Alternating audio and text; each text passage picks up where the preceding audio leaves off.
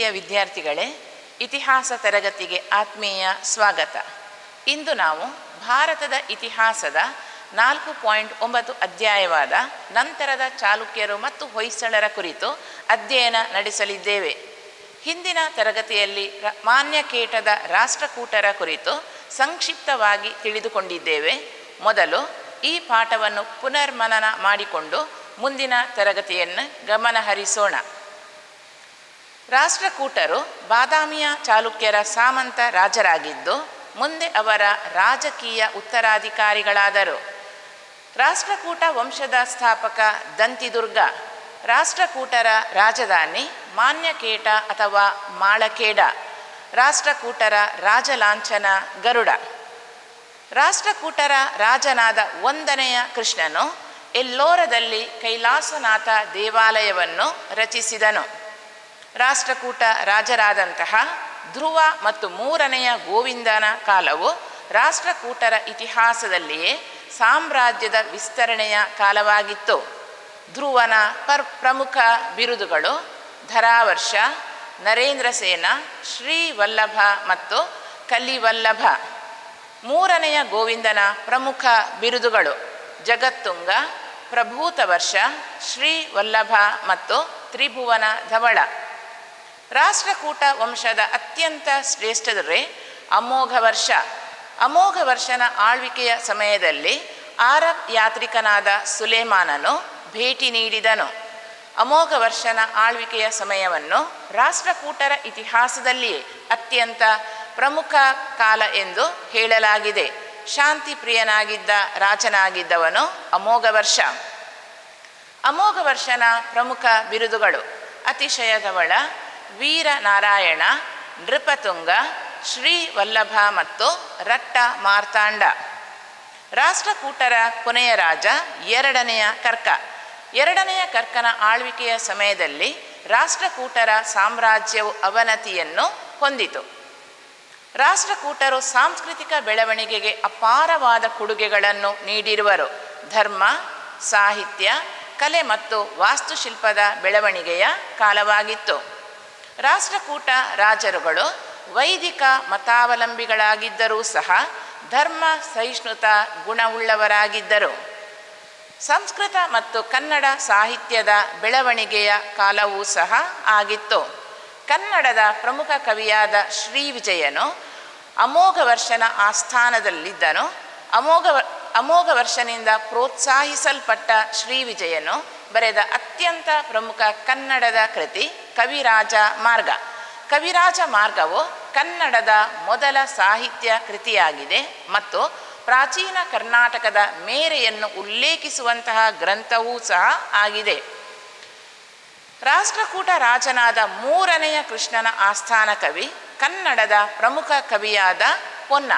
ಪೊನ್ನನು ಪಡೆದುಕೊಂಡ ಬಿರುದು ಉಭಯ ಕವಿ ಚಕ್ರವರ್ತಿ. ಪೊನ್ನನ ಪ್ರಮುಖ ಕೃತಿಗಳು ಶಾಂತಿ ಪುರಾಣ ಮತ್ತು ಭುವನೈಕ್ಯ ರಾಮಾಭ್ಯುದಯಂ. ಕನ್ನಡದ ಆದಿಕವಿಯಾದ ಪಂಪನು ರಾಷ್ಟ್ರಕೂಟರ ಸಾಮಂತ ರಾಜನಾದ 2ನೆಯ ಅರಿಕೇಸರಿಯ ಆಸ್ಥಾನದಲ್ಲಿದ್ದನು. ಪಂಪನು ಬರೆದ ಅತ್ಯಂತ ಪ್ರಮುಖ ಕನ್ನಡದ ಕೃತಿಗಳು ಆದಿಪುರಾಣ ಮತ್ತು ವಿಕ್ರಮಾರ್ಜುನ ವಿಜಯ ಅಥವಾ ಪಂಪ ಭಾರತ. ಶಿವಕೋಟ್ಯಾಚಾರ್ಯನು ಬರೆದ ವಡ್ಡಾರಾಧನೆಯು ಹಳೆಗನ್ನಡದ ಪ್ರಮುಖ ಗದ್ಯ ಸಾಹಿತ್ಯ ಕೃತಿಯೂ ಆಗಿದೆ. ರಾಷ್ಟ್ರಕೂಟರ ಕಾಲದಲ್ಲಿ ಸಂಸ್ಕೃತ ಸಾಹಿತ್ಯದ ಬೆಳವಣಿಗೆಯು ನಡೆಯಿತು. ರಾಷ್ಟ್ರಕೂಟರ ರಾಜನಾದ ಅಮೋಘವರ್ಷನು ಸಂಸ್ಕೃತದಲ್ಲಿ ಪ್ರಶ್ನೋತ್ತರ ರತ್ನಮಾಲಾವನ್ನು ಬರೆದನು. ಇತರ ಪ್ರಮುಖ ಸಂಸ್ಕೃತ ಕವಿಗಳು ಜಿನಸೇನಾಚಾರ್ಯ, ಮಹಾವೀರಾಚಾರ್ಯ, ಶಕಟಾಯನ, ಆಸಗ, ತ್ರಿವಿಕ್ರಮ ಮತ್ತು ಹಲಾಯುಧ. ರಾಷ್ಟ್ರಕೂಟರು ಸಾಂಸ್ಕೃತಿಕ ಬೆಳವಣಿಗೆಯೊಂದಿಗೆ ವಾಸ್ತುಶಿಲ್ಪದ ಕೊಡುಗೆಗೂ ಸಹ ತಮ್ಮ ಅಪಾರವಾದ ರಾಷ್ಟ್ರಕೂಟರು ವಾಸ್ತುಶಿಲ್ಪಕ್ಕೆ ತಮ್ಮ ಅಪಾರವಾದ ಕೊಡುಗೆಗಳನ್ನು ನೀಡಿರುವರು. ಹಲವಾರು ದೇವಾಲಯಗಳು, ಗುಹಾ ದೇವಾಲಯಗಳು ಮತ್ತು ಜೈನ ಬಸದಿಗಳನ್ನು ಇವರ ಕಾಲದಲ್ಲಿ ರಚಿಸಲಾಯಿತು. ರಾಷ್ಟ್ರಕೂಟರ ಪ್ರಮುಖ ವಾಸ್ತುಶಿಲ್ಪದ ಕೇಂದ್ರಗಳು ಎಲ್ಲೋರ ಮತ್ತು ಎಲಿಫೆಂಟಾ. ಎಲ್ಲೋರವು ಗುಹಾ ದೇವಾಲಯಗಳಿಗೆ ಪ್ರಸಿದ್ಧಿ ಹೊಂದಿದೆ. ಎಲ್ಲೋರದಲ್ಲಿ ಸುಮಾರು 34 ಗುಹಾ ದೇವಾಲಯಗಳು ರಾಷ್ಟ್ರಕೂಟರ ಕಾಲಕ್ಕೆ ಸೇರಿವೆ. ಈ ಗುಹಾ ದೇವಾಲಯಗಳಲ್ಲಿಯೇ ಅತ್ಯಂತ ಪ್ರಮುಖವಾದದ್ದು ರಾಷ್ಟ್ರಕೂಟರ ರಾಜನಾದ 1ನೆಯ ಕೃಷ್ಣನು ರಚಿಸಿದಂತಹ ಕೈಲಾಸನಾಥ ದೇವಾಲಯ. ಈ ಕೈಲಾಸನಾಥ ದೇವಾಲಯವು ಏಕಶಿಲಾ ದೇವಾಲಯವಾಗಿದೆ. 1ನೆಯ ಕೃಷ್ಣನು ಸಾಶ 770ರಲ್ಲಿ ಈ ದೇವಾಲಯವನ್ನು ರಚಿಸಿದನು. ಎಲ್ಲೋರದಲ್ಲಿ ಇರುವಂತಹ ಇತರ ಪ್ರಮುಖ ಗುಹಾ ದೇವಾಲಯಗಳು ರಾವಣನ ಗುಹೆ, ರಾಮೇಶ್ವರ, ದಶಾವತಾರ, ನೀಲಕಂಠ, ಜಗನ್ನಾಥ ಸಭಾ ಮತ್ತು ಇಂದ್ರಸಭಾ. ರಾಷ್ಟ್ರಕೂಟರ ಇನ್ನೊಂದು ಪ್ರಮುಖ ವಾಸ್ತುಶಿಲ್ಪದ ಕೇಂದ್ರ ಎಲಿಫೆಂಟಾ. ಎಲಿಫೆಂಟಾದ ಪುರಾತನ ಹೆಸರು ಗೊರವಪುರಿ. ಮುಂದೆ ಎಲಿಫೆಂಟಾ ಎಂದು ಮರು ನಾಮಕರಣ ಮಾಡಿದವರು ಪೋರ್ಚುಗೀಸರು. ಎಲಿಫೆಂಟಾದಲ್ಲಿ ಇರುವ 7 ಪ್ರಮುಖ ಗುಹಾ ದೇವಾಲಯಗಳಲ್ಲಿ ಅತ್ಯಂತ ಮುಖ್ಯವಾದದ್ದು ತ್ರಿಮೂರ್ತಿ ದೇವಾಲಯ. ಎಲ್ಲೋರದಲ್ಲಿರುವ ಗುಹಾ ದೇವಾಲಯಗಳಲ್ಲಿ ರಾಷ್ಟ್ರಕೂಟರ ಕಾಲಕ್ಕೆ ಸೇರಿದಂತಹ ಪ್ರಮುಖ ಚಿತ್ರಕಲೆಗಳನ್ನು ಕಾಣಬಹುದು. ಒಟ್ಟಿನಲ್ಲಿ ಹೇಳುವುದಾದರೆ ರಾಷ್ಟ್ರಕೂಟರು ಸಾಂಸ್ಕೃತಿಕ ಬೆಳವಣಿಗೆಗೆ ಅಪಾರವಾದ ಕೊಡುಗೆಗಳನ್ನು ನೀಡಿರುವರು. ಮುಂದೆ ನಾವು ಅಧ್ಯಯನ ಮಾಡುವಂತಹ ಇನ್ನೊಂದು ಪ್ರಮುಖ ಅಧ್ಯಾಯ ನಂತರದ ಚಾಲುಕ್ಯರು ಮತ್ತು ಹೊಯ್ಸಳರು. ಮೊದಲು ನಂತರದ ಚಾಲುಕ್ಯರ ಕುರಿತು ಅಧ್ಯಯನ ಮಾಡಿಕೊಳ್ಳೋಣ. ನಂತರದ ಚಾಲುಕ್ಯರನ್ನು ಕಲ್ಯಾಣದ ಚಾಲುಕ್ಯರು ಎಂದೂ ಸಹ ಕರೆಯಲಾಗಿದೆ. ನಂತರದ ಚಾಲುಕ್ಯರು ಮೊದಲು ರಾಷ್ಟ್ರಕೂಟರ ಸಾಮಂತ ರಾಜರಾಗಿದ್ದು ಮುಂದೆ ಅವರ ರಾಜಕೀಯ ಉತ್ತರಾಧಿಕಾರಿಗಳಾದರು. ನಂತರದ ಚಾಲುಕ್ಯ ವಂಶದ ಸ್ಥಾಪಕ 2ನೇ ತೈಲಪ. 2ನೇ ತೈಲಪನು ರಾಷ್ಟ್ರಕೂಟರ ಕೊನೆಯ ರಾಜನಾದ 2ನೆಯ ಕರ್ಕನನ್ನು ಸೋಲಿಸಿ ತನ್ನ ಸಾಮ್ರಾಜ್ಯವನ್ನು ಸ್ಥಾಪಿಸಿದನು. ಆ ಕಾರಣದಿಂದ ಕಲ್ಯಾಣದ ಚಾಲುಕ್ಯರ ಮೊದಲ ರಾಜಧಾನಿ ಮಾನ್ಯಕೇಟ. ಮಾನ್ಯಕೇಟವು ರಾಷ್ಟ್ರಕೂಟರ ರಾಜಧಾನಿಯೂ ಆಗಿತ್ತು. ಮುಂದೆ 1ನೇ ಸೋಮೇಶ್ವರನ ಆಡಳಿತದ ಅವಧಿಯಲ್ಲಿ ಅವನು ರಾಜಧಾನಿಯನ್ನು ಮಾನ್ಯಕೇಟದಿಂದ ಕಲ್ಯಾಣಗೆ ಸ್ಥಳಾಂತರಿಸಿದನು. ಮುಂದೆ ಕಲ್ಯಾಣವು ಅವರ ರಾಜಧಾನಿಯಾಯಿತು. ಕಲ್ಯಾಣವು ಕರ್ನಾಟಕದ ಬೀದರ್ ಜಿಲ್ಲೆಯಲ್ಲಿ ಇದೆ. ಕಲ್ಯಾಣವನ್ನು ಬಸವ ಕಲ್ಯಾಣ ಎಂದೂ ಸಹ ಕರೆಯಲಾಗಿದೆ. ಕಲ್ಯಾಣದ ಚಾಲುಕ್ಯ ವಂಶದ ಅತ್ಯಂತ ಶ್ರೇಷ್ಠ ದೊರೆ 6ನೇ ವಿಕ್ರಮಾದಿತ್ಯ. 6ನೇ ವಿಕ್ರಮಾದಿತ್ಯನ ಕುರಿತು ತಿಳಿದುಕೊಳ್ಳುವಂತಹ ಪ್ರಮುಖ ಮೂಲಾಧಾರಗಳು ಲಕ್ಷ್ಮೇಶ್ವರ ಶಾಸನ ಮತ್ತು ಬಿಲ್ಹಣನು ಬರೆದ ವಿಕ್ರಮಾಂಕ ದೇವಚರಿತ. 6ನೇ ವಿಕ್ರಮಾದಿತ್ಯನು 1076ರಲ್ಲಿ ಪಟ್ಟವನ್ನೇರಿದನು. ಈ ವರ್ಷದಿಂದ ವಿಕ್ರಮ ಶಕೆಯು ಆರಂಭಗೊಂಡಿತು. ವಿದ್ಯಾರ್ಥಿಗಳೇ, ಈ ಪ್ರಮುಖ ಅಂಶಕ್ಕೆ ಹೆಚ್ಚಿನ ಗಮನವನ್ನು ನೀಡುವುದು ಸುಮಾರು 50 ವರ್ಷಗಳಷ್ಟು ದೀರ್ಘಕಾಲ ಆಳ್ವಿಕೆಯನ್ನು ನಡೆಸಿದಂತಹ 6ನೇ ವಿಕ್ರಮಾದಿತ್ಯನ ಆಳ್ವಿಕೆಯ ಸಮಯವನ್ನು ದಿಗ್ವಿಜಯಗಳ ಕಾಲ ಎಂದು ಹೇಳಲಾಗಿದೆ. ಹಲವಾರು ದಂಡಯಾತ್ರೆಗಳ ಮೂಲಕ 6ನೆಯ ವಿಕ್ರಮಾದಿತ್ಯನು ತನ್ನ ಸಾಮ್ರಾಜ್ಯವನ್ನು ವಿಸ್ತರಿಸಿದನು.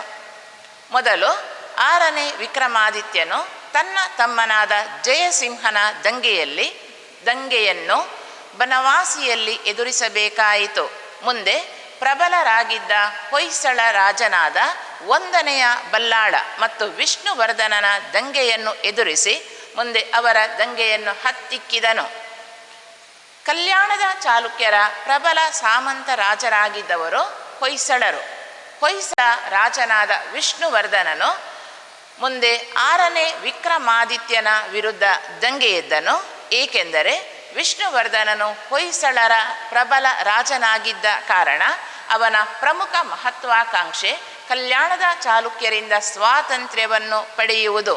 ಮುಂದೆ 6ನೇ ವಿಕ್ರಮಾದಿತ್ಯ ಮತ್ತು ಹೊಯ್ಸಳ ರಾಜನಾದ ವಿಷ್ಣುವರ್ಧನನ ನಡುವೆ 1118ರಲ್ಲಿ ಕನ್ನೇಗಾಲ ಯುದ್ಧವು ನಡೆಯಿತು. ಈ ಕನ್ನೇಗಾಲ ಯುದ್ಧದಲ್ಲಿ 6ನೆಯ ವಿಕ್ರಮಾದಿತ್ಯನು ಹೊಯ್ಸಳ ವಿಷ್ಣುವರ್ಧನನನ್ನು ಸಂಪೂರ್ಣವಾಗಿ ಸೋಲಿಸಿದನು. ಮುಂದೆ 6ನೆಯ ವಿಕ್ರಮಾದಿತ್ಯನು ವೆಂಗಿಯನ್ನು ಪಡೆದುಕೊಳ್ಳುವ ಪ್ರಯತ್ನವನ್ನು ಮಾಡಿದಂತಹ ಕುಲೋತ್ತುಂಗ ಚೋಳನ ದಂಗೆಯನ್ನು ವಿಫಲಗೊಳಿಸಿದನು. 6ನೇ ವಿಕ್ರಮಾದಿತ್ಯನ ಅತ್ಯಂತ ಪ್ರಮುಖ ಸಾಧನೆ ಪಾರಮಾರರನ್ನು ಸಂಪೂರ್ಣವಾಗಿ ಸೋಲಿಸಿ ತನ್ನ ಸಾಮ್ರಾಜ್ಯವನ್ನು ಬಲಪಡಿಸಿದನು. 6ನೇ ವಿಕ್ರಮಾದಿತ್ಯನು ಗೋವಾದ ಕದಂಬರನ್ನು ಸೋಲಿಸಿದನು ಮತ್ತು ಕರಾಡದ ಶಿಲಾಹಾರರನ್ನು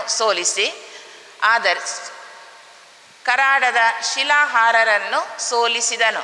ಆದರೆ ಅವನು ಅವರೊಂದಿಗೆ ಉತ್ತಮ ಸ್ನೇಹ ಸಂಬಂಧವನ್ನು ಹೊಂದಿದನು, ವೈವಾಹಿಕ ಸಂಬಂಧಗಳ ಮೂಲಕ. 6ನೇ ವಿಕ್ರಮಾದಿತ್ಯನ ವಿವಿಧ ದಂಡಯಾತ್ರೆಗಳಿಂದ ಅವನ ಸಾಮ್ರಾಜ್ಯವು ವಿಸ್ತರಿಸಲ್ಪಟ್ಟಿತ್ತು.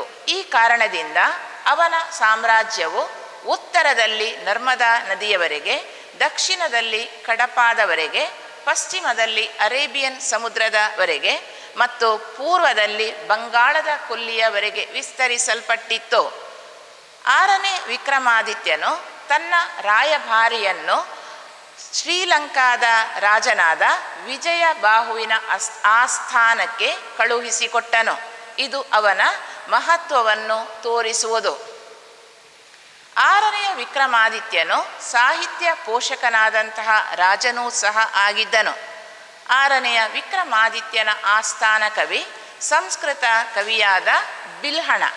ಬಿಲ್ಹಣನು ಮೂಲತಃ ಕಾಶ್ಮೀರದ ಸಂಸ್ಕೃತ ಕವಿ. ಮುಂದೆ 6ನೇ ವಿಕ್ರಮಾದಿತ್ಯನ ಆಸ್ಥಾನಕ್ಕೆ ಭೇಟಿ ನೀಡಿದನು. 6ನೇ ವಿಕ್ರಮಾದಿತ್ಯನು ಬಿಲ್ಹಣನನ್ನು ತನ್ನ ಆಸ್ಥಾನ ಕವಿಯನ್ನಾಗಿ ನೇಮಿಸಿದನು. ಬಿಲ್ಹಣನು ಬರೆದ ವಿಕ್ರಮಾಂಕ ದೇವಚರಿತವು ವಿಕ್ರಮಾದಿತ್ಯನ ಸಾಧನೆಗಳ ಕುರಿತು ಮಾಹಿತಿಯನ್ನು ನೀಡುವುದು. 6ನೇ ವಿಕ್ರಮಾದಿತ್ಯನ ಗುರುಗಳಾದಂತಹ ವಿಜ್ಞಾನೇಶ್ವರರು ಬರೆದ ಅತ್ಯಂತ ಪ್ರಮುಖ ಕೃತಿ ಮಿತಾಕ್ಷರ ಸಂಹಿತ. ವಿಕ್ರಮಾದಿತ್ಯನ ಸಹೋದರನಾದ ಕೀರ್ತಿವರ್ಮನು ಗೋವೈದ್ಯ ಎನ್ನುವ ಕನ್ನಡ ಕೃತಿಯನ್ನು ಸಹ ರಚಿಸಿದನು. 6ನೇ ವಿಕ್ರಮಾದಿತ್ಯನು ವಾಸ್ತುಶಿಲ್ಪ ಪೋಷಕನಾದ ರಾಜನಾಗಿದ್ದನು. ಇವನ ಆಳ್ವಿಕೆಯ ಸಮಯದಲ್ಲಿ ರಚಿಸಲಾದಂತಹ ಅತ್ಯಂತ ಪ್ರಮುಖ ದೇವಾಲಯ ಇಟಾಗಿಯಲ್ಲಿ ಇರುವಂತಹ ಮಹಾದೇವ ದೇವಾಲಯ. ಈ ಮಹಾದೇವ ದೇವಾಲಯವನ್ನು ರಚಿಸಿದವನು 6ನೇ ವಿಕ್ರಮಾದಿತ್ಯನ ದಂಡನಾಯಕನಾದ ಮಹಾದೇವ. ಈ ದೇವಾಲಯವನ್ನು ದೇವಾಲಯ ಚಕ್ರವರ್ತಿ ಎಂದೂ ಸಹ ಕರೆಯಲಾಗಿದೆ. 6ನೇ ವಿಕ್ರಮಾದಿತ್ಯನು ಪಡೆದುಕೊಂಡ ಪ್ರಮುಖ ಬಿರುದುಗಳು ಪೆರ್ಮಾದಿದೇವ ಮತ್ತು ತ್ರಿಭುವನ ಮಲ್ಲ. 6ನೇ ವಿಕ್ರಮಾದಿತ್ಯನ ನಂತರ ಆಳ್ವಿಕೆಗೆ ಬಂದವನು ಅವನ ಮಗನಾದ 3ನೆಯ ಸೋಮೇಶ್ವರ. 3ನೆಯ ಸೋಮೇಶ್ವರನು ಸಂಸ್ಕೃತ ವಿದ್ವಾಂಸನಾಗಿದ್ದನು. ಅವನು ಬರೆದಂತಹ ಅತ್ಯಂತ ಪ್ರಮುಖ ಸಂಸ್ಕೃತ ಕೃತಿ ಮಾನಸೋಲ್ಲಾಸ ಅಥವಾ ಅಭಿಲಾಷಿತಾರ್ಥ ಚಿಂತಾಮಣಿ. ಮಾನಸೋಲ್ಲಾಸ ಅಥವಾ ಅಭಿಲಾಷಿತಾರ್ಥ ಚಿಂತಾಮಣಿ ಎನ್ನುವ ಪ್ರಮುಖ ಸಂಸ್ಕೃತ ಗ್ರಂಥವನ್ನು ಬರೆದವನು ನಂತರದ ಚಾಲುಕ್ಯರ ರಾಜನಾದ 3ನೆಯ ಸೋಮೇಶ್ವರ. ಈ ಗ್ರಂಥವು ಪ್ರಾಮುಖ್ಯತೆಯನ್ನು ಪಡೆದಿದೆ, ಏಕೆಂದರೆ ಸಂಸ್ಕೃತ ಭಾಷೆಯ ಮೊದಲ ವಿಶ್ವಕೋಶವೂ ಆಗಿದೆ. 3ನೆಯ ಸೋಮೇಶ್ವರನ ನಂತರ ಆಳ್ವಿಕೆಗೆ ಬಂದ ರಾಜರುಗಳು ಜಗದೇಕ ಮಲ್ಲ, ತ್ರಿಭುವನ ಮಲ್ಲ, 3ನೆಯ ತೈಲಪ ಮತ್ತು 4ನೆಯ ಸೋಮೇಶ್ವರ. ಕಲ್ಯಾಣದ ಚಾಲುಕ್ಯರು ಸಾಂಸ್ಕೃತಿಕ ಬೆಳವಣಿಗೆಗೆ ಅಪಾರವಾದ ಕೊಡುಗೆಗಳನ್ನು ನೀಡಿರುವರು. ಸಾಹಿತ್ಯ, ಕಲೆ ಮತ್ತು ವಾಸ್ತುಶಿಲ್ಪದ ಬೆಳವಣಿಗೆಯ ಕಾಲವೂ ಸಹ ಆಗಿತ್ತು. ಕಲ್ಯಾಣದ ಚಾಲುಕ್ಯರ ಆಳ್ವಿಕೆಯ ಸಮಯದಲ್ಲಿ ಕನ್ನಡ ಮತ್ತು ಸಂಸ್ಕೃತ ಸಾಹಿತ್ಯದ ಬೆಳವಣಿಗೆಯು ಉಂಟಾಯಿತು. ಕನ್ನಡದ ಪ್ರಮುಖ ಕವಿಯಾದ ರನ್ನನು ಕಲ್ಯಾಣದ ಚಾಲುಕ್ಯರ ರಾಜನಾದ ಸತ್ಯಾಶ್ರಯನಿಂದ ಪ್ರೋತ್ಸಾಹಿಸಲ್ಪಟ್ಟನು. ಸತ್ಯಾಶ್ರಯನು ರನ್ನನಿಗೆ ಕವಿ ಚಕ್ರವರ್ತಿ ಎನ್ನುವ ಬಿರುದನ್ನು ನೀಡಿದನು.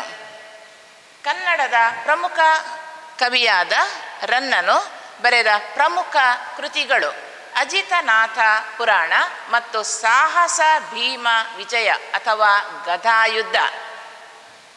ರನ್ನನ ಆಶ್ರಯದಾತ ಕಲ್ಯಾಣದ ಚಾಲುಕ್ಯರ ರಾಜನಾದ ಸತ್ಯಾಶ್ರಯನನ್ನು ಸತ್ಯಾಶ್ರಯ ಇರಿವ ಬೆಡಂಗ ಎಂದೂ ಸಹ ಕರೆಯಲಾಗಿದೆ. ಎರಡನೆಯ ಚಾವುಂಡರಾಯನು ರಚಿಸಿದಂತಹ ಲೋಕೋಪಕಾರವು ಜ್ಯೋತಿಷ್ಯ ಶಾಸ್ತ್ರ, ಖಗೋಳಶಾಸ್ತ್ರ, ವೈದ್ಯಕೀಯ ಶಾಸ್ತ್ರ ಮತ್ತು ಶಿಲ್ಪ ಕಲೆಗಳ ವಿಷಯಗಳನ್ನು ಒಳಗೊಂಡಿದೆ. ಜ್ಯೋತಿಷ್ಯ ಶಾಸ್ತ್ರದ ಪ್ರಥಮ ಕನ್ನಡದ ಕೃತಿಯಾದ ಜಾತಕ ತಿಲಕವನ್ನು ಬರೆದವರು ಶ್ರೀಧರಾಚಾರ್ಯ. ಸಂಸ್ಕೃತ ಕವಿಯಾದ ಬಿಲ್ಹಣನು 6ನೆಯ ವಿಕ್ರಮಾದಿತ್ಯನ ಆಸ್ಥಾನ ಕವಿಯಾಗಿದ್ದನು. ಬಿಲ್ಹಣನು ಬರೆದ ಪ್ರಮುಖ ಸಂಸ್ಕೃತ ಕೃತಿ ವಿಕ್ರಮಾಂಕ ದೇವಚರಿತ. 6ನೆಯ ವಿಕ್ರಮಾದಿತ್ಯನ ಗುರುಗಳಾದಂತಹ ವಿಜ್ಞಾನೇಶ್ವರರು ರಚಿಸಿದಂತಹ ಮಿತಾಕ್ಷರ ಸಂಹಿತವೂ ಸಹ ಅತ್ಯಂತ ಪ್ರಮುಖ ಕೃತಿಯಾಗಿದೆ. ಕನ್ನಡದ ಪ್ರಮುಖ ಕವಿಯಾದ 2ನೇ ನಾಗವರ್ಮನು ಬರೆದ ಪ್ರಮುಖ ಕೃತಿಗಳು ಕಾವ್ಯಾವಲೋಕನ, ಭಾಷಾಭೂಷಣ ಮತ್ತು ಅಭಿಧಾನ ವಾಸ್ತುಕೋಶ. ಕಾವ್ಯಾವಲೋಕನವು ಕಾವ್ಯ ಕೃತಿಯಾಗಿದೆ. ಭಾಷಾಭೂಷಣವು ವ್ಯಾಕರಣ ಗ್ರಂಥವಾಗಿದೆ ಮತ್ತು ಅಭಿಧಾನ ವಾಸ್ತುಕೋಶವು ಶಬ್ದಕೋಶಗಳನ್ನು ಒಳಗೊಂಡಂತಹ ಪ್ರಮುಖ ಗ್ರಂಥವಾಗಿದೆ. ದುರ್ಗಸಿಂಹನು ಬರೆದ ಪಂಚತಂತ್ರ, ಚಂದ್ರರಾಜನು ಬರೆದ ಮದನ ತಿಲಕ, ಶಾಂತಿನಾಥನು ಬರೆದ ಸುಕುಮಾರ ಚರಿತೆ, ಕೀರ್ತಿವರ್ಮನು ಬರೆದ ಗೋವೈದ್ಯ ಕೃತಿಗಳು ಈ ಕಾಲದ ಪ್ರಮುಖ ಸಾಹಿತ್ಯ ಕೃತಿಗಳಾಗಿದೆ.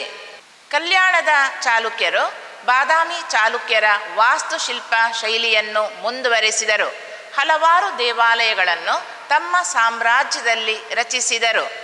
ಅವರ ಕಾಲದ ಪ್ರಮುಖ ದೇವಾಲಯಗಳು ಮತ್ತು ಪ್ರಮುಖ ವಾಸ್ತುಶಿಲ್ಪದ ಕೇಂದ್ರಗಳು: ಕುಕ್ಕನೂರಿನಲ್ಲಿ ಕಲ್ಲೇಶ್ವರ ದೇವಾಲಯ, ಅಬ್ಬಲೂರಿನಲ್ಲಿ ಬ್ರಹ್ಮೇಶ್ವರ ದೇವಾಲಯ, ಕುರುವತ್ತಿಯಲ್ಲಿ ಮಲ್ಲಿಕಾರ್ಜುನ ದೇವಾಲಯ, ಲಕ್ಕುಂಡಿಯಲ್ಲಿ ಬ್ರಹ್ಮಜಿನಾಲಯ ಮತ್ತು ಕಾಶಿ ವಿಶ್ವೇಶ್ವರ ದೇವಾಲಯ, ಡಂಬಾಲದಲ್ಲಿ ದೊಡ್ಡ ಬಸವೇಶ್ವರ ದೇವಾಲಯ, ಹಿರೇಹಡಗೆಲೆಯಲ್ಲಿ ಕಲ್ಲೇಶ್ವರ ದೇವಾಲಯ, ಹಾವೇರಿಯಲ್ಲಿ ಸಿದ್ದೇಶ್ವರ ದೇವಾಲಯ, ಹನಗಲ್ನಲ್ಲಿ ತಾರಕೇಶ್ವರ ದೇವಾಲಯ ಮತ್ತು ಗಣಪತಿ ದೇವಾಲಯ, ಬಳ್ಳಿಗಾವಿಯಲ್ಲಿ ಕೇದಾರೇಶ್ವರ ದೇವಾಲಯ ಮತ್ತು ತ್ರಿಪುರಾಂಬಿಕಾ ದೇವಾಲಯಗಳನ್ನು ರಚಿಸಲಾಯಿತು.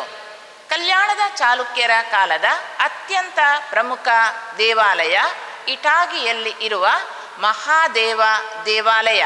ಈ ದೇವಾಲಯವನ್ನು ರಚಿಸಿದವನು 6ನೆಯ ವಿಕ್ರಮಾದಿತ್ಯನ ದಂಡನಾಯಕನಾದ ಮಹಾದೇವ. ಈ ದೇವಾಲಯವನ್ನು ದೇವಾಲಯ ಚಕ್ರವರ್ತಿ ಎಂದೂ ಸಹ ಕರೆಯಲಾಗಿದೆ. ಕಲ್ಯಾಣದ ಚಾಲುಕ್ಯರು ನೃತ್ಯ, ಸಂಗೀತ ಮತ್ತು ಇತರ ಲಲಿತ ಕಲೆಗಳಿಗೆ ಸಹ ಪ್ರೋತ್ಸಾಹವನ್ನು ನೀಡಿದ್ದರು. 6ನೇ ವಿಕ್ರಮಾದಿತ್ಯನ ರಾಣಿಯಾದಂತಹ ಚಂದ್ರಲೇಖಾಳು ನೃತ್ಯ, ಸಂಗೀತ ಮತ್ತು ಇತರ ಲಲಿತ ಕಲೆಗಳಲ್ಲಿ ಪ್ರಖ್ಯಾತಿಯನ್ನು ಪಡೆದಿದ್ದಳು. ಅವಳು ಪಡೆದುಕೊಂಡಂತಹ ಪ್ರಮುಖ ಬಿರುದುಗಳು ನೃತ್ಯ ವಿದ್ಯಾಧರಿ ಮತ್ತು ಅಭಿನಯ ಸರಸ್ವತಿ. ಒಟ್ಟಿನಲ್ಲಿ ಹೇಳುವುದಾದರೆ ಕಲ್ಯಾಣದ ಚಾಲುಕ್ಯರು ಸಾಂಸ್ಕೃತಿಕ ಬೆಳವಣಿಗೆಗೆ ಅಪಾರವಾದ ಕೊಡುಗೆಗಳನ್ನು ನೀಡಿರುವರು. ಕಲ್ಯಾಣದ ಚಾಲುಕ್ಯರ ಸಾಂಸ್ಕೃತಿಕ ಕೊಡುಗೆಗಳ ಕುರಿತು 5 ಅಂಕದ ಪ್ರಶ್ನೆಯೂ ಸಹ ಇದೆ. ಈ ಪ್ರಶ್ನೆಗೆ ಹೆಚ್ಚಿನ ಗಮನವನ್ನು ನೀಡುವುದು. ಕರ್ನಾಟಕವನ್ನು ಆಳಿದ ಇನ್ನೊಂದು ಪ್ರಮುಖ ರಾಜವಂಶ ದ್ವಾರ ಸಮುದ್ರದ ಹೊಯ್ಸಳರು. ದ್ವಾರ ಸಮುದ್ರದ ಹೊಯ್ಸಳರು ಕಲ್ಯಾಣದ ಚಾಲುಕ್ಯರ ಪ್ರಬಲ ಸಾಮಂತ ರಾಜರಾಗಿದ್ದರು. ಇವರ ರಾಜಧಾನಿ ದ್ವಾರ ಸಮುದ್ರ. ಇವರ ಇತರ ರಾಜಧಾನಿಗಳು ಸೊಸೆವೂರು ಅಥವಾ ಶಶಾಕಪುರ ಮತ್ತು ಬೇಲೂರು. ಹೊಯ್ಸಳ ವಂಶದ ಸ್ಥಾಪಕ ಸಳ. ಇವರ ರಾಜಲಾಂಛನ ಸಳನು ಹುಲಿಯನ್ನು ಕೊಲ್ಲುತ್ತಿರುವ ದೃಶ್ಯ. ಸಳನ ನಂತರ ಆಳ್ವಿಕೆಗೆ ಬಂದವನು ವಿನಯಾದಿತ್ಯ. ವಿನಯಾದಿತ್ಯನ ನಂತರ ಆಳ್ವಿಕೆಗೆ ಬಂದಂತಹ 1ನೆಯ ಬಲ್ಲಾಳನು ಹೊಯ್ಸಳ ಸಾಮ್ರಾಜ್ಯವನ್ನು ಬಲಪಡಿಸಿದನು. ಇವನ ಆಳ್ವಿಕೆಯ ಸಮಯದಲ್ಲಿ ಕಲ್ಯಾಣದ ಚಾಲುಕ್ಯರ ರಾಜನಾದ 6ನೆಯ ವಿಕ್ರಮಾದಿತ್ಯನ ವಿರುದ್ಧ ದಂಗೆ ಎದ್ದನು. ಆದರೆ ಅವನ ದಂಗೆಯು ವಿಫಲಗೊಂಡಿತು. 1ನೇ ಬಲ್ಲಾಳನ ಆಳ್ವಿಕೆಯ ನಂತರ ಪಟ್ಟಕ್ಕೆ ಬಂದವನು ಅವನ ಸಹೋದರನಾದ ವಿಷ್ಣುವರ್ಧನ. ವಿಷ್ಣುವರ್ಧನನು ಹೊಯ್ಸಳ ವಂಶವನ್ನು ಆಳಿದಂತಹ ಅತ್ಯಂತ ಪ್ರಬಲ ದೊರೆಯಾಗಿದ್ದನು. ವಿಷ್ಣುವರ್ಧನನು 1ನೇ ಬಲ್ಲಾಳನ ಆಳ್ವಿಕೆಯ ಸಮಯದಲ್ಲಿ ನಂಜನಗೂಡಿನ ಪ್ರಾಂತ್ಯಾಧಿಕಾರಿಯಾಗಿ ಸೇವೆ ಸಲ್ಲಿಸಿದ್ದನು. ಈ ಕಾರಣದಿಂದ ಆಡಳಿತದಲ್ಲಿ ಮತ್ತು ದಿಗ್ವಿಜಯಗಳಲ್ಲಿ ಅಪಾರವಾದ ಅನುಭವಗಳನ್ನು ಪಡೆದಿದ್ದನು. ಮುಂದೆ ಹೊಯ್ಸಳ ವಿಷ್ಣುವರ್ಧನನು ಹೊಯ್ಸಳ ಸಾಮ್ರಾಜ್ಯದ ಪ್ರಮುಖ ರಾಜನು ಮಾತ್ರವಲ್ಲದೆ ದಕ್ಷಿಣ ಭಾರತವನ್ನು ಆಳಿದಂತಹ ಪ್ರಮುಖ ರಾಜರುಗಳಲ್ಲಿಯೇ ಒಬ್ಬನಾಗಿದ್ದಾನೆ. ಹೊಯ್ಸಳ ವಿಷ್ಣುವರ್ಧನನ ಆಳ್ವಿಕೆಯ ಸಮಯದಲ್ಲಿ ಹಲವಾರು ದಂಡಯಾತ್ರೆಗಳನ್ನು ಕೈಗೊಂಡು ತನ್ನ ಸಾಮ್ರಾಜ್ಯವನ್ನು ವಿಸ್ತರಿಸಿದನು. ವಿಷ್ಣುವರ್ಧನನು ಪಡೆದುಕೊಂಡಂತಹ ಪ್ರಮುಖ ಬಿರುದುಗಳಾದ ಕಾಂಚಿಗೊಂಡ ಮತ್ತು ತಲಕಾಡುಗೊಂಡ ಎನ್ನುವ ಬಿರುದುಗಳು ಅವನ ದಿಗ್ವಿಜಯಗಳ ಕುರಿತು ನಮಗೆ ಮಾಹಿತಿಯನ್ನು ನೀಡುವುದು. ವಿಷ್ಣುವರ್ಧನನ ಪ್ರಮುಖ ಸಾಧನೆ ಚೋಳರನ್ನು ಗಂಗವಾಡಿಯಿಂದ ಹೊರದೋಡಿಸಿ ಮುಂದೆ ತಲಕಾಡು ಪ್ರದೇಶವನ್ನು ವಶಪಡಿಸಿಕೊಂಡನು. ಈ ಪ್ರಮುಖ ಯುದ್ಧವನ್ನು ತಲಕಾಡು ಯುದ್ಧ ಎಂದು ಕರೆಯಲಾಗಿದೆ. 1114ರಲ್ಲಿ ನಡೆದಂತಹ ಯುದ್ಧ. ತನ್ನ ವಿಜಯದ ಸಂಕೇತವಾಗಿ ವಿಷ್ಣುವರ್ಧನನು ಹಲವಾರು ಚಿನ್ನದ ನಾಣ್ಯಗಳನ್ನು ಮುದ್ರಿಸಿದನು. ಈ ಚಿನ್ನದ ನಾಣ್ಯಗಳಲ್ಲಿ ವಿಷ್ಣುವರ್ಧನನ ಬಿರುದನ್ನು ಶ್ರೀ ತಲಕಾಡುಗೊಂಡ ಎಂದು ಕರೆಯಲಾಗಿದೆ. ಮುಂದೆ ವಿಷ್ಣುವರ್ಧನನು ಪ್ರಮುಖ ಪ್ರದೇಶಗಳಾದ ಕೊಂಗು, ನಂಗಲಿ, ನೊಳಂಬವಾಡಿ ಮತ್ತು ಬನವಾಸಿ ಪ್ರದೇಶಗಳನ್ನು ವಶಪಡಿಸಿಕೊಂಡು ತನ್ನ ಸಾಮ್ರಾಜ್ಯವನ್ನು ವಿಸ್ತರಿಸಿದನು. ವಿಷ್ಣುವರ್ಧನನ ಇನ್ನೊಂದು ಪ್ರಮುಖ ಸಾಧನೆ ಚೋಳರನ್ನು ಕೋಲಾರದಿಂದ ಹೊರದೋಡಿಸಿದನು. ಮುಂದೆ ಕಾಂಚಿಯವರೆಗೆ ಅವನು ಅಟ್ಟಿಸಿಕೊಂಡು ಹೋದನು. ಚೋಳರನ್ನು ಸೋಲಿಸಿದ ಮೇಲೆ ವಿಷ್ಣುವರ್ಧನನು ಪಡೆದುಕೊಂಡಂತಹ ಬಿರುದು ಕಾಂಚಿಗೊಂಡ. ಈ ಮಾಹಿತಿಯನ್ನು ಮಾಲವಳ್ಳಿ ಶಾಸನವು ನೀಡುವುದು. ಮುಂದೆ ವಿಷ್ಣುವರ್ಧನನು ಉಚ್ಚಂಗಿಯ ಪಾಂಡ್ಯರು ಮತ್ತು ಮಧುರೈಯ ಪಾಂಡ್ಯರನ್ನು ಸೋಲಿಸಿ ರಾಮೇಶ್ವರದವರೆಗೆ ತನ್ನ ಸಾಮ್ರಾಜ್ಯವನ್ನು ವಿಸ್ತರಿಸಿದನು. ಈ ಎಲ್ಲ ಪ್ರಮುಖ ದಂಡಯಾತ್ರೆಯ ಸಮಯದಲ್ಲಿ ಅವನಿಗೆ ಸಹಾಯಕನಾಗಿದ್ದವನು ಅವನ ದಂಡನಾಯಕನಾದ ಗಂಗರಾಜ. ಮುಂದೆ ವಿಷ್ಣುವರ್ಧನನು ಕೊಂಗಳ್ವರು ಮತ್ತು ನಿಡುಗಲ್ ಚೋಳರನ್ನು ಸೋಲಿಸಿದನು. ಆದರೆ ಅವರೊಂದಿಗೆ ಉತ್ತಮ ಸ್ನೇಹ ಸಂಬಂಧವನ್ನು ವೈವಾಹಿಕ ಸಂಬಂಧಗಳ ಮೂಲಕ ಮಾಡಿಕೊಂಡನು. ತನ್ನ ವಿವಿಧ ದಂಡಯಾತ್ರೆಗಳ ಮೂಲಕ ತನ್ನ ಸಾಮ್ರಾಜ್ಯವನ್ನು ವಿಸ್ತರಿಸಿಕೊಂಡಂತಹ ವಿಷ್ಣುವರ್ಧನನು ಕಲ್ಯಾಣದ ಚಾಲುಕ್ಯರ ಸಾಮಂತ ರಾಜನಾಗಿದ್ದನು. ಈ ಕಾರಣದಿಂದ ಅವನ ಪ್ರಮುಖ ಮಹತ್ವಾಕಾಂಕ್ಷೆ ಕಲ್ಯಾಣದ ಚಾಲುಕ್ಯರಿಂದ ಸ್ವಾತಂತ್ರ್ಯವನ್ನು ಪಡೆಯುವುದು. ಆದರೆ ಆ ಸಮಯದಲ್ಲಿ ಕಲ್ಯಾಣ ಸಾಮ್ರಾಜ್ಯವನ್ನು ಆಳುತ್ತಿದ್ದವನು ಪ್ರಬಲ ರಾಜನಾದ 6ನೆಯ ವಿಕ್ರಮಾದಿತ್ಯ. ಮುಂದೆ ಹೊಯ್ಸಳ ವಿಷ್ಣುವರ್ಧನ ಮತ್ತು 6ನೆಯ ವಿಕ್ರಮಾದಿತ್ಯನ ನಡುವೆ 1118ರಲ್ಲಿ ಕನ್ನೇಗಾಲ ಯುದ್ಧವು ನಡೆಯಿತು. ಈ ಕನ್ನೇಗಾಲ ಯುದ್ಧದಲ್ಲಿ ವಿಷ್ಣುವರ್ಧನನನ್ನು 6ನೆಯ ವಿಕ್ರಮಾದಿತ್ಯನು ಸಂಪೂರ್ಣವಾಗಿ ಸೋಲಿಸಿದನು. ಮುಂದೆ ಕಲ್ಯಾಣದ ಚಾಲುಕ್ಯರ ಪ್ರಬಲ ಸಾಮಂತ ರಾಜನಾಗಿಯೇ ಇರಬೇಕಾಯಿತು. ಈ ಕುರಿತು ಮಾಹಿತಿಯನ್ನು ನೀಡುವುದು ವಿಷ್ಣುವರ್ಧನನು ಪಡೆದುಕೊಂಡಂತಹ 2 ಬಿರುದುಗಳಾದ ಮಹಾಮಂಡಲೇಶ್ವರ ಮತ್ತು ಚಾಲುಕ್ಯ ಮಣಿ ಮಾಂಡಲಿಕ ಚೂಡಾಮಣಿ. 6ನೆಯ ವಿಕ್ರಮಾದಿತ್ಯನ ನಂತರ ಆಳ್ವಿಕೆಗೆ ಬಂದಂತಹ 3ನೆಯ ಸೋಮೇಶ್ವರನ ಮರಣದ ನಂತರ ಹೊಯ್ಸಳ ವಿಷ್ಣುವರ್ಧನನು ಕಲ್ಯಾಣದ ಚಾಲುಕ್ಯರಿಗೆ ಸೇರಿದಂತಹ ಹಲವಾರು ಪ್ರಮುಖ ಪ್ರದೇಶಗಳನ್ನು ವಶಪಡಿಸಿಕೊಂಡನು. ವಿಷ್ಣುವರ್ಧನನು ವಶಪಡಿಸಿಕೊಂಡಂತಹ ಪ್ರಮುಖ ಪ್ರದೇಶಗಳು ಬನವಾಸಿ, ಉಚ್ಚಂಗಿ, ಹನಗಲ್ ಮತ್ತು ಬಂಕಾಪುರ. ಮುಂದೆ ತುಂಗಭದ್ರಾ ನದಿಯವರೆಗೆ ತನ್ನ ಸಾಮ್ರಾಜ್ಯವನ್ನು ವಿಷ್ಣುವರ್ಧನನು ವಿಸ್ತರಿಸಿದನು. ಧಾರ್ಮಿಕವಾಗಿಯೂ ಸಹ ವಿಷ್ಣುವರ್ಧನನ ಆಳ್ವಿಕೆಯು ಪ್ರಾಮುಖ್ಯತೆಯನ್ನು ಪಡೆದಿದೆ. ಏಕೆಂದರೆ ಇವನ ಸಮಯದಲ್ಲಿ ಶ್ರೀ ವೈಷ್ಣವ ಧರ್ಮವು ಕರ್ನಾಟಕವನ್ನು ಪ್ರವೇಶಿಸಿತು. ಶ್ರೀ ವೈಷ್ಣವ ಧರ್ಮದ ಸಂತರಾದ ಶ್ರೀ ರಾಮಾನುಜರು ಮೂಲತಃ ತಮಿಳುನಾಡಿಗೆ ಸೇರಿದವರು. ಮುಂದೆ ಚೋಳ ರಾಜನ ಚಿತ್ರಹಿಂಸೆಯನ್ನು ಅನುಭವಿಸಿದಂತಹ ಶ್ರೀ ರಾಮಾನುಜರು ಕರ್ನಾಟಕಕ್ಕೆ ಬಂದರು. ಆ ಸಮಯದಲ್ಲಿ ವಿಷ್ಣುವರ್ಧನನು ಶ್ರೀ ರಾಮಾನುಜರಿಗೆ ಮೇಲುಕೋಟೆಯಲ್ಲಿ ಆಶ್ರಯವನ್ನು ನೀಡಿದನು. ಮುಂದೆ ಶ್ರೀರಾಮಾನುಜರ ಪ್ರಭಾವಕ್ಕೆ ಒಳಗಾದಂತಹ ವಿಷ್ಣುವರ್ಧನನು ಜೈನ ಧರ್ಮವನ್ನು ತ್ಯಜಿಸಿ ಶ್ರೀ ವೈಷ್ಣವ ಧರ್ಮವನ್ನು ಸ್ವೀಕರಿಸಿದನು. ವಿಷ್ಣುವರ್ಧನನ ಮೂಲ ಹೆಸರು ಬಿಟ್ಟಿದೇವ. ಮುಂದೆ ಶ್ರೀ ವೈಷ್ಣವ ಧರ್ಮವನ್ನು ಸ್ವೀಕರಿಸಿದ ನಂತರ ಅವನು ತನ್ನ ಹೆಸರನ್ನು ವಿಷ್ಣುವರ್ಧನನೆಂದು ಬದಲಾಯಿಸಿಕೊಂಡನು. ವೈಷ್ಣವ ಧರ್ಮಕ್ಕೆ ರಾಜಾಶ್ರಯವನ್ನು ನೀಡಿದನು. ಹಲವಾರು ವೈಷ್ಣವ ದೇವಾಲಯಗಳು ವಿಷ್ಣುವರ್ಧನನ ಆಳ್ವಿಕೆಯ ಸಮಯದಲ್ಲಿ ರಚಿಸಲ್ಪಟ್ಟಿತು. ವೈಷ್ಣವ ಧರ್ಮಕ್ಕೆ ಅಪಾರವಾದ ಪ್ರಾಮುಖ್ಯತೆಯನ್ನು ನೀಡಿದ್ದರೂ ಸಹ ವಿಷ್ಣುವರ್ಧನನು ಸಹಿಷ್ಣುತಾ ಮನೋಭಾವನೆಯನ್ನು ಒಳಗೊಂಡ ರಾಜನಾಗಿದ್ದನು. ಅವನ ರಾಣಿಯಾದ ಶಾಂತಲಾದೇವಿ ಮತ್ತು ದಂಡನಾಯಕನಾದ ಗಂಗರಾಜರು ಜೈನ ಮತವನ್ನು ಅನುಸರಿಸಿದ್ದರು. ವಿಷ್ಣುವರ್ಧನನ ಆಳ್ವಿಕೆಯ ಸಮಯವನ್ನು ವಾಸ್ತುಶಿಲ್ಪದ ಬೆಳವಣಿಗೆಯ ಕಾಲ ಎಂದು ಸಹ ಕರೆಯಲಾಗಿದೆ. ಹೊಯ್ಸಳರ ಅತ್ಯಂತ ಸುಂದರ ದೇವಾಲಯಗಳು ವಿಷ್ಣುವರ್ಧನನ ಕಾಲದಲ್ಲಿ ರಚಿಸಲ್ಪಟ್ಟವು.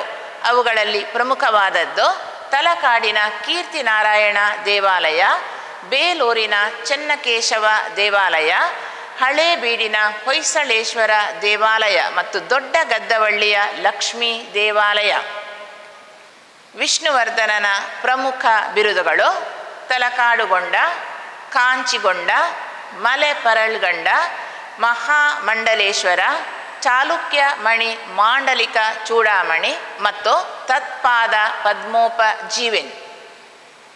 ಒಟ್ಟಿನಲ್ಲಿ ಹೇಳುವುದಾದರೆ ಹೊಯ್ಸಳ ವಂಶವನ್ನು ಆಳಿದಂತಹ ಅತ್ಯಂತ ಪ್ರಬಲ ದೊರೆ ವಿಷ್ಣುವರ್ಧನ.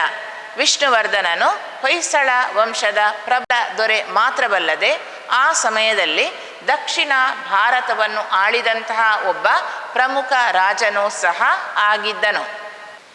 ಮುಂದಿನ ಭಾಗ ಹೊಯ್ಸಳರ ಸಾಂಸ್ಕೃತಿಕ ಕೊಡುಗೆಗಳು. ಇಲ್ಲಿ ನಾವು ಹೊಯ್ಸಳರ ಕಾಲದ ಧರ್ಮ, ಸಾಹಿತ್ಯ, ಕಲೆ ಮತ್ತು ವಾಸ್ತುಶಿಲ್ಪದ ಕುರಿತು ತಿಳಿದುಕೊಳ್ಳುವುದು. ಹೊಯ್ಸಳ ರಾಜರು ವೈಷ್ಣವ, ಶೈವ ಮತ್ತು ಜೈನ ಧರ್ಮವನ್ನು ಅನುಸರಿಸಿದವರಾಗಿದ್ದರು. ಆದರೆ ಹೊಯ್ಸಳ ರಾಜರು ಧರ್ಮ ಸಹಿಷ್ಣುತಾ ಗುಣವುಳ್ಳವರು. ವಿಷ್ಣುವರ್ಧನ ಹೊಯ್ಸಳರ ಪ್ರಮುಖ ದೊರೆ. ಇವನು ಜೈನ ಮತಾವಲಂಬಿಯಾಗಿದ್ದನು. ಮುಂದೆ ಶ್ರೀರಾಮಾನುಜರ ಪ್ರಭಾವದಿಂದ ವೈಷ್ಣವ ಧರ್ಮವನ್ನು ಅನುಸರಿಸಿದನು. ಹಲವಾರು ವೈಷ್ಣವ ದೇವಾಲಯಗಳನ್ನು ಇವನ ಸಮಯದಲ್ಲಿ ರಚಿಸಲಾಯಿತು. ಜೈನ ಧರ್ಮಕ್ಕೆ ಸಹ ರಾಜಾಶ್ರಯವನ್ನು ನೀಡಿದಂತಹ ವಿಷ್ಣುವರ್ಧನನು ಹಲವಾರು ಜೈನ ಬಸದಿಗಳನ್ನು ರಚಿಸಿದನು. ಹೊಯ್ಸಳರು ಸಾಹಿತ್ಯದ ಬೆಳವಣಿಗೆಗೆ ಅಪಾರವಾದ ಕೊಡುಗೆಗಳನ್ನು ನೀಡಿರುವರು. ಕನ್ನಡ ಮತ್ತು ಸಂಸ್ಕೃತ ಸಾಹಿತ್ಯದ ಬೆಳವಣಿಗೆಯ ಕಾಲವಾಗಿತ್ತು. ಆ ಕಾಲದ ಅತ್ಯಂತ ಪ್ರಮುಖ ಕನ್ನಡದ ಕವಿ ನಾಗಚಂದ್ರ. ನಾಗಚಂದ್ರನು ಬರೆದ ಪ್ರಮುಖ ಕನ್ನಡದ ಕೃತಿಗಳು ಮಲ್ಲಿನಾಥ ಪುರಾಣ, ರಾಮಚಂದ್ರ ಚರಿತ ಪುರಾಣ ಮತ್ತು ಪಂಪ ರಾಮಾಯಣ. ರಾಜಾದಿತ್ಯನು ಬರೆದ ಕ್ಷೇತ್ರಗಣಿತ, ವ್ಯವಹಾರ ಗಣಿತ ಮತ್ತು ಲೀಲಾವತಿ. ನಯಸೇನನು ಬರೆದ ಧರ್ಮಾಮೃತ. ಆ ಕಾಲದ ಅತ್ಯಂತ ಪ್ರಮುಖ ಕನ್ನಡದ ಕವಿ ರಾಘವಾಂಕ. ರಾಘವಾಂಕನ ಪ್ರಮುಖ ಕೃತಿಗಳು ಹರಿಶ್ಚಂದ್ರ ಕಾವ್ಯ ಮತ್ತು ಸಿದ್ಧರಾಮ ಪುರಾಣ. ಹರಿಹರನು ಬರೆದ ಗಿರಿಜಾ ಕಲ್ಯಾಣ, ಪಂಪ ರಾಮಾಯಣ ಮತ್ತು ಶಿವಾಕ್ಷರ ಮಾಲೆಯೂ ಸಹ ಅತ್ಯಂತ ಪ್ರಮುಖ ಕೃತಿಗಳು. ಶಬ್ದಮಣಿ ದರ್ಪಣ ಎನ್ನುವ ಕನ್ನಡದ ವ್ಯಾಕರಣ ಗ್ರಂಥವನ್ನು ಬರೆದವನು ಕೇಶಿರಾಜ. ಹೊಯ್ಸಳರ ಕಾಲವು ಸಂಸ್ಕೃತ ಸಾಹಿತ್ಯದ ಬೆಳವಣಿಗೆಯ ಕಾಲವಾಗಿತ್ತು. ತ್ರಿವಿಕ್ರಮ ಪಂಡಿತನು ಬರೆದಂತಹ ಉಷಾಹರಣ, ನಾರಾಯಣ ಪಂಡಿತನು ಬರೆದಂತಹ ಮಾಧವ ವಿಜಯ ಮತ್ತು ಮಣಿಮಂಜರಿ, ಮೂರನೇ ಸಕಲ ವಿದ್ಯಾ ಚಕ್ರವರ್ತಿ ಬರೆದಂತಹ ರುಕ್ಮಿಣಿ ಕಲ್ಯಾಣವು ಆ ಕಾಲದ ಪ್ರಮುಖ ಕೃತಿಗಳು. ವಿದ್ಯಾರ್ಥಿಗಳೇ, ಈ ಪ್ರಶ್ನೆಯು 5 ಅಂಕದ ಪ್ರಶ್ನೆಯಾಗಿದೆ. ಇಲ್ಲಿ ನಾವು ಹೊಯ್ಸಳರ ಕಾಲದ ಧರ್ಮ ಮತ್ತು ಸಾಹಿತ್ಯದ ಕುರಿತು 5 ಅಂಕದ ಪ್ರಶ್ನೆ ಇದೆ. ಈ ಪ್ರಶ್ನೆಗೆ ಪ್ರಾಮುಖ್ಯತೆಯನ್ನು ನೀಡುವುದು. ಹೊಯ್ಸಳರ ಕಾಲವನ್ನು ವಾಸ್ತುಶಿಲ್ಪದ ಬೆಳವಣಿಗೆಯ ಕಾಲ ಎಂದು ಸಹ ಕರೆಯಲಾಗಿದೆ. ಹೊಯ್ಸಳರ ಕಾಲದಲ್ಲಿ ಹಲವಾರು ಪ್ರಮುಖ ದೇವಾಲಯಗಳ ರಚನೆಯಾಯಿತು. ಹೊಯ್ಸಳರು ಅನುಸರಿಸಿದಂತಹ ಒಂದು ಹೊಸ ರೀತಿಯ ವಾಸ್ತುಶಿಲ್ಪ ಶೈಲಿ ಹೊಯ್ಸಳ ಶೈಲಿ. ಈ ಹೊಯ್ಸಳ ವಾಸ್ತುಶಿಲ್ಪ ಶೈಲಿಯು ವೇಸರ ವಾಸ್ತುಶಿಲ್ಪ ಶೈಲಿ ಮತ್ತು ದ್ರಾವಿಡ ವಾಸ್ತುಶಿಲ್ಪ ಶೈಲಿಯ ಮಿಶ್ರಣವಾಗಿದೆ. ಹೊಯ್ಸಳರ ಕಾಲವನ್ನು ದೇವಾಲಯದ ವಾಸ್ತುಶಿಲ್ಪದ ಸುವರ್ಣ ಯುಗ ಎಂದು ಸಹ ಕರೆಯಲಾಗಿದೆ. ಏಕೆಂದರೆ ಹಲವಾರು ಸುಂದರ ಕೆತ್ತನೆಗಳನ್ನು ಒಳಗೊಂಡಂತಹ ದೇವಾಲಯಗಳನ್ನು ಈ ಸಮಯದಲ್ಲಿ ರಚಿಸಲಾಯಿತು.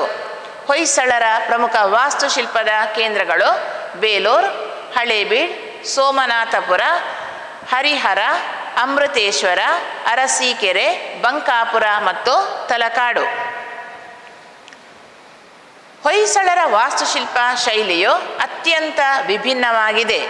ಹೊಯ್ಸಳ ವಾಸ್ತುಶಿಲ್ಪದ ಪ್ರಮುಖ ಲಕ್ಷಣಗಳು: ಹೊಯ್ಸಳರ ದೇವಾಲಯಗಳು ನಕ್ಷತ್ರಾಕಾರದ ತಳಪಾಯವನ್ನು ಹೊಂದಿದೆ. ಈ ಕಾರಣದಿಂದ ಹೊಯ್ಸಳ ದೇವಾಲಯಗಳು ನಕ್ಷತ್ರಾಕಾರದ ದೇವಾಲಯಗಳು. ಸುಮಾರು 4 ಅಡಿ ಎತ್ತರದ ಜಗತಿ ಇದೆ. ಸುತ್ತಲಿರುವ ಜಗತಿಯು ತೆರೆದ ಪ್ರದಕ್ಷಿಣಾ ಪಥವಾಗಿದೆ.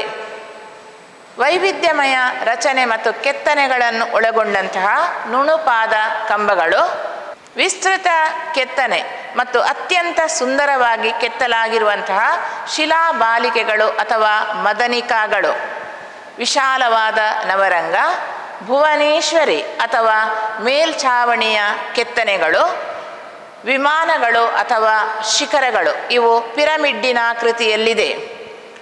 ಗರ್ಭಗೃಹಗಳು 1ರಿಂದ 5, ಇವುಗಳನ್ನು ಏಕಕೂಟ, ದ್ವಿಕೂಟ, ತ್ರಿಕೂಟ, ಚತುಷ್ಕೂಟ ಮತ್ತು ಪಂಚಕೂಟಗಳು ಎಂದು ಕರೆಯಲಾಗಿದೆ. ಏಕಕೂಟ ದೇವಾಲಯದ ಪ್ರಮುಖ ಉದಾಹರಣೆ ಬೇಲೂರಿನ ಚೆನ್ನಕೇಶವ ದೇವಾಲಯ. ದ್ವಿಕೂಟ ಹಳೇಬೀಡಿನ ಹೊಯ್ಸಳೇಶ್ವರ ದೇವಾಲಯ. ತ್ರಿಕೂಟ ಸೋಮನಾಥಪುರದ ಕೇಶವ ದೇವಾಲಯ. ಚತುಷ್ಕೂಟ ದೊಡ್ಡಗದ್ದವಳ್ಳಿಯ ಲಕ್ಷ್ಮೀ ದೇವಾಲಯ ಮತ್ತು ಪಂಚಕೂಟ ದೇವಾಲಯ ಗೋವಿಂದನಹಳ್ಳಿಯ ಪಂಚಲಿಂಗೇಶ್ವರ ದೇವಾಲಯ. ಈ ದೇವಾಲಯಗಳು ಮಾತ್ರವಲ್ಲದೆ ಸುಮಾರು 100ಕ್ಕಿಂತಲೂ ಹೆಚ್ಚಿನ ಪ್ರಮುಖ ದೇವಾಲಯಗಳನ್ನು ಹೊಯ್ಸಳರ ಕಾಲದಲ್ಲಿ ರಚಿಸಲಾಯಿತು. ಇತರ ದೇವಾಲಯಗಳು ತಲಕಾಡಿನ ಕೀರ್ತಿನಾರಾಯಣ ದೇವಾಲಯ, ಬಂಕಾಪುರದ ಶಿವ ದೇವಾಲಯ, ಹರಿಹರಪುರದ ಹರಿಹರೇಶ್ವರ ದೇವಾಲಯ, ಅಮೃತಪುರದ ಅಮೃತೇಶ್ವರ ದೇವಾಲಯ ಮತ್ತು ಅರಸೀಕೆರೆಯ ವೀರಬಲ್ಲಾಳ ದೇವಾಲಯ. ಹೊಯ್ಸಳರ ಕಾಲದಲ್ಲಿ ವಾದ್ಯ, ಸಂಗೀತ ಮತ್ತು ನೃತ್ಯದ ಬೆಳವಣಿಗೆಯು ನಡೆಯಿತು. ವಿಷ್ಣುವರ್ಧನನ ರಾಣಿಯಾದ ಶಾಂತಲಾದೇವಿಯನ್ನು ನಾಟ್ಯ ಸರಸ್ವತಿ ಎಂದು ಕರೆಯಲಾಗಿದೆ.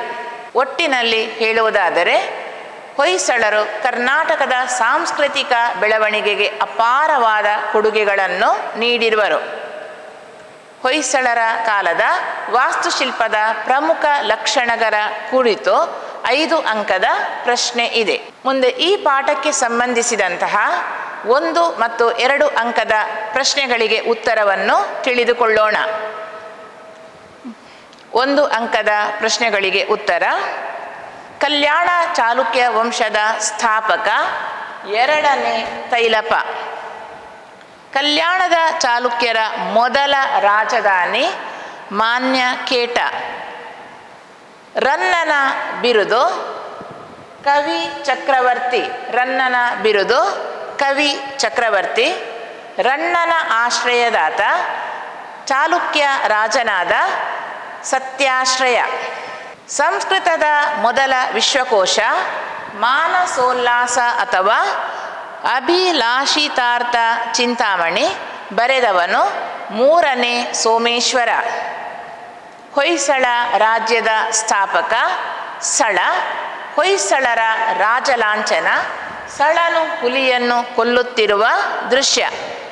ಒಟ್ಟು 1 ಮಾರ್ಕಿನ ಒಟ್ಟು 1 ಅಂಕದ 7 ಪ್ರಶ್ನೆಗಳು ಇವೆ. ಮುಂದೆ 2 ಅಂಕದ 7 ಪ್ರಶ್ನೆಗಳು, ಇವುಗಳಿಗೆ ಉತ್ತರ. ವಿಕ್ರಮ ಶಕೆಯನ್ನು 6ನೆಯ ವಿಕ್ರಮಾದಿತ್ಯನು 1076ರಲ್ಲಿ ಆರಂಭಿಸಿದನು. ವಿಕ್ರಮ ಶಕೆಯನ್ನು 6ನೆಯ ವಿಕ್ರಮಾದಿತ್ಯನು 1076 ಸಾಶದಲ್ಲಿ ಆರಂಭಿಸಿದನು. 6ನೇ ವಿಕ್ರಮಾದಿತ್ಯನ ಪ್ರಮುಖ ಬಿರುದುಗಳು ಪೆರ್ಮಾದಿದೇವ ಮತ್ತು ತ್ರಿಭುವನ ಮಲ್ಲ. ರನ್ನನ ಪ್ರಮುಖ ಕೃತಿಗಳು ಅಜಿತನಾಥ ಪುರಾಣ ಮತ್ತು ಸಾಹಸ ಭೀಮ ವಿಜಯ ಅಥವಾ ಗದಾಯುದ್ಧ. 6ನೇ ವಿಕ್ರಮಾದಿತ್ಯನ ಆಸ್ಥಾನ ಕವಿ ಬಿಲ್ಹಣ. 6ನೇ ವಿಕ್ರಮಾದಿತ್ಯನ ಆಸ್ಥಾನ ಕವಿ ಬಿಲ್ಹಣ. ಬಿಲ್ಹಣನು ಬರೆದ ಪ್ರಮುಖ ಕೃತಿ ವಿಕ್ರಮಾಂಕ ದೇವಚರಿತ. ಹೊಯ್ಸಳರ ರಾಜಧಾನಿಗಳು ದ್ವಾರ ಸಮುದ್ರ, ಶಶಾಕಪುರ ಅಥವಾ ಸೊಸೆಊರು ಮತ್ತು ಬೇಲೂರು. ವಿಷ್ಣುವರ್ಧನನ ಬಿರುದುಗಳು ಕಾಂಚಿಗೊಂಡ, ತಲಕಾಡುಗೊಂಡ, ಮಲೆಪರಳ್ಗೊಂಡ, ಮಹಾಮಂಡಲೇಶ್ವರ, ಚಾಲುಕ್ಯ ಮಣಿ ಮಾಂಡಲಿಕ ಚೂಡಾಮಣಿ ಮತ್ತು ತತ್ಪಾದ ಪದ್ಮೋಪಜೀವಿನ್. ಹೊಯ್ಸಳರ ಕಾಲದ ಪ್ರಮುಖ ದೇವಾಲಯಗಳು ಬೇಲೂರಿನ ಚೆನ್ನಕೇಶವ ದೇವಾಲಯ, ಹಳೇಬೀಡಿನ ಹೊಯ್ಸಳೇಶ್ವರ ದೇವಾಲಯ, ಸೋಮನಾಥಪುರದ ಕೇಶವ ದೇವಾಲಯ, ದೊಡ್ಡಗದ್ದವಳ್ಳಿಯ ಲಕ್ಷ್ಮೀ ದೇವಾಲಯ, ಗೋವಿಂದನಹಳ್ಳಿಯ ಪಂಚಲಿಂಗೇಶ್ವರ ದೇವಾಲಯ, ತಲಕಾಡಿನ ಕೀರ್ತಿನಾರಾಯಣ ದೇವಾಲಯ. ಒಟ್ಟು 2 ಅಂಕದ 7 ಪ್ರಶ್ನೆಗಳು ಇವೆ. ಮುಂದೆ 5 ಅಂಕದ 4 ಪ್ರಶ್ನೆಗಳು ಕಲ್ಯಾಣದ ಚಾಲುಕ್ಯರ ಸಾಂಸ್ಕೃತಿಕ ಕೊಡುಗೆಗಳು. ಈ ಪ್ರಶ್ನೆಗೆ ಉತ್ತರವನ್ನು ಬರೆಯುವಾಗ ಕಲ್ಯಾಣದ ಚಾಲುಕ್ಯರ ಸಾಹಿತ್ಯ ಮತ್ತು ವಾಸ್ತುಶಿಲ್ಪದ ಕುರಿತು ವಿವರಣೆಗಳನ್ನು ನೀಡುವುದು. ಮುಂದಿನ 5 ಅಂಕದ ಪ್ರಶ್ನೆ ವಿಷ್ಣುವರ್ಧನನ ಸಾಧನೆಗಳು. ವಿಷ್ಣುವರ್ಧನನು ಹೊಯ್ಸಳ ವಂಶವನ್ನು ಆಳಿದ ಶ್ರೇಷ್ಠ ದೊರೆ. ಇವನ ಸಾಧನೆಗಳ ಕುರಿತು ನಾವು ತಿಳಿದುಕೊಂಡಿದ್ದೇವೆ. ಈ ಸಾಧನೆಗಳ ಕುರಿತು ವಿವರವಾಗಿ ಉತ್ತರವನ್ನು ಬರೆಯುವುದು. ಧರ್ಮ ಮತ್ತು ಸಾಹಿತ್ಯಕ್ಕೆ ಹೊಯ್ಸಳರು ನೀಡಿರುವ ಕೊಡುಗೆಗಳು. ಮುಂದಿನ 5 ಅಂಕದ ಪ್ರಶ್ನೆ ಹೊಯ್ಸಳ ವಾಸ್ತುಶಿಲ್ಪ ಶೈಲಿಯ ಪ್ರಮುಖ ಲಕ್ಷಣಗಳು. ವಂದನೆಗಳು.